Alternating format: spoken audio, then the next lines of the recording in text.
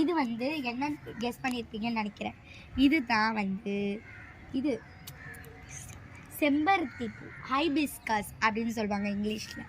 இந்த செம்பருத்தி பூவை ஹார்ட் ப்ராப்ளம் இருக்கிறவங்க இதை காலையில் டீ போட்டு குடித்தோன்னு வச்சுக்கோங்களேன், இதோடைய இருக்க நன்மைகள்லாம் நம்ம உடம்புல வரும்.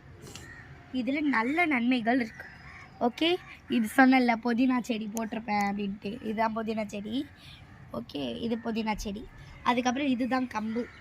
இது வந்து இது டிசைன் பூ தான் வச்சுருக்கேன், டிசைன் பூ. நெக்ஸ்ட் நாங்கள் கீழெல்லாம் நிறையவே வச்சுருக்கேன், கீழெல்லாம் நிறையவே வச்சுருக்காங்க.